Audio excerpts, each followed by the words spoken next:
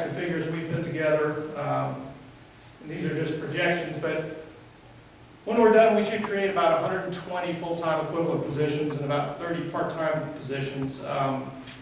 Indirect jobs, there's some ways to calculate this. We think there are about 85 jobs. Certainly nowhere near the size of university or Boone. However, we do fit in the continuum of care. Our idea is to be a partner in the community and to be a partner with Boone University to provide the care to these types of patients. Our annual payroll will be about $7.4 million, and the annual payroll of the indirect jobs is about $2.2 million. And then we do buy services from the community. We'll buy services from both the hospitals, the short-term acute care hospitals, Boone and University here. And we estimate that impact will start out at about $500,000 a year, and then probably go up to a little over $1 million a year as we get going. We have begun a search for an administrator, and we're interested in anybody who might be interested as well. We've got a rather exhaustive search. LTAC experience is not necessary.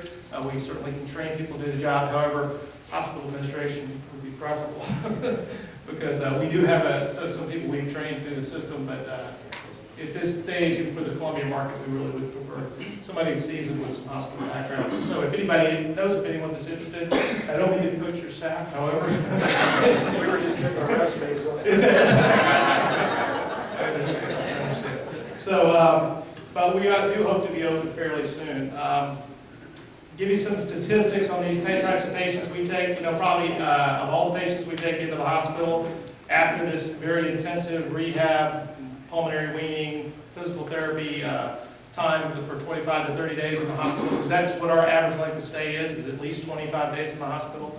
About half our patients will probably go home, okay? Now about 30% of our patients, 30 to 35%, will either go to a nursing home or they'll go back to what we call their previous level of care, which sometimes is, it may be back to rehab, it may be back to home. But 50% we'll get from a short-term acute care hospital will go home. About 30%, maybe 35% will go to a rehab facility, skilled nursing facility, something like that. And like I said, these patients are the sickest of the sick, so we will run about, unfortunately, 10 to 15% won't make it.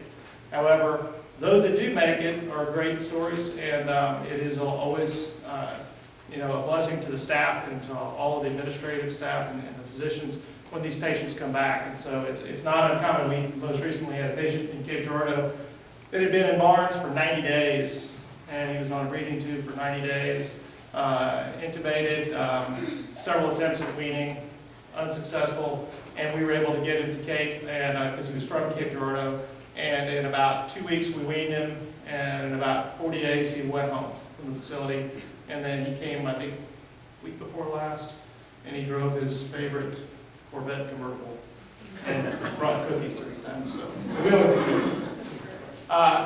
Any questions I can answer? We're glad you're here.